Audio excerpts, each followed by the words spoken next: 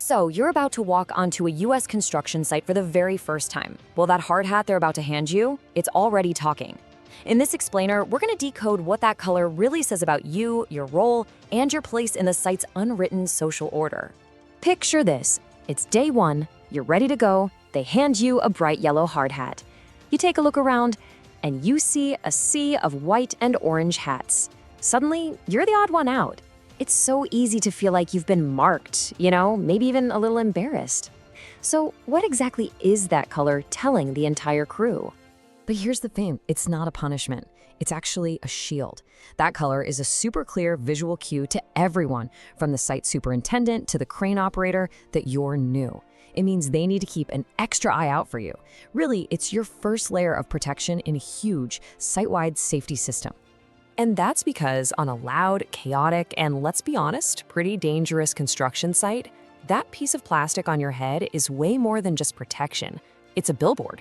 It instantly signals who you are, what you do, and where you fit into a hierarchy that has its own very real, very unwritten rules. This brings us right to the heart of it: hard hat politics. This isn't about government regulations or anything you'll read in a manual. As you can see, it's all about those unwritten social rules, the visual cues, and the on-the-ground culture that dictates how people work together safely and, hopefully, efficiently. Now, here's a super important point we have to make clear. Federal law, specifically OSHA, says you have to wear a hard hat, period. But it says absolutely nothing about the color. This whole color system we're talking about, it's not the law, it's industry practice. It's all about the culture of construction, not the legal code. Okay, so how does this informal system actually work? Well, the specifics can definitely change from company to company, but a general color code has pretty much become standard practice across the US. Let's break down what these colors usually mean. All right, let's get into it. White is almost always for the folks in charge: managers, engineers, superintendents, the decision makers. Yellow is often for general laborers and machinery operators. It's all about being seen.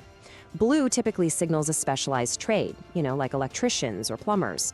Orange is for high visibility roles, like road crews. And then you've got green and red. Those are your safety people. Green for safety inspectors, red for emergency responders. You want to be able to spot them in a crisis, for sure. You'll also see a few other colors out there. Brown is usually for welders and people working around high heat. Gray is a common one for site visitors, a clear signal that they aren't part of the active crew. And then there's pink. This one's often a bit of a lighthearted hat of shame for someone who forgot their own hard hat. A pretty simple but effective reminder. So why bother with all this? What's the point? Well, when an excavator is roaring right next to you, you can't exactly yell across the site to ask who's in charge. This color system becomes a silent, instant language, communicating who's who and what's what in a single glance. I mean, the safety logic here is just brilliant.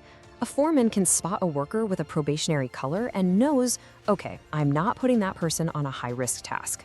It makes sure the right skills are matched to the right job. And like we said, in an emergency, those red and green hats are like beacons. It's just a simple, super effective, low-cost way to manage risk. But this system is about more than just safety procedures. Now we're getting into the real politics of the hard hat. All those subtle currents of culture, respect, and informal power.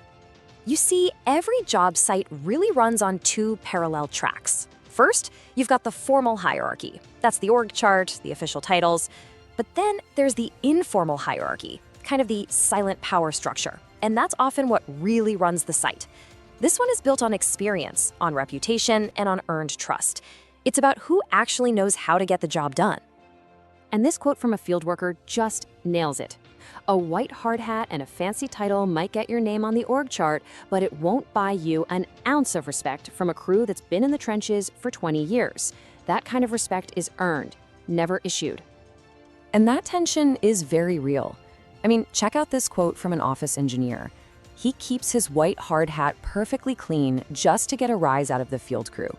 It's a small thing, maybe a little passive-aggressive, but it shows you the kind of deep cultural divide that can pop up between the office and the field. So if you're the one wearing that brand new yellow hat, how do you navigate this whole complex social landscape? How do you go from being seen as the rookie to becoming a trusted member of the crew? Okay, here's your playbook. 5 steps to earn your spot. First, just watch and listen. Get a feel for the culture before you jump in. Second, And this is a big one. Admit what you don't know. Faking it is the fastest way to lose all credibility. Third, ask questions. Show the pros you want to learn from them. Fourth, make safety your priority. It shows you respect the crew and the work. And finally, own your mistakes. Taking responsibility builds trust faster than anything else. At the end of the day, it really just comes down to this. Your hard hat color might define you on day one, but your behavior, your work ethic, and your attitude, that's what's gonna redefine it by day 30. You are in control of that story. But hey, this is not a one-way street.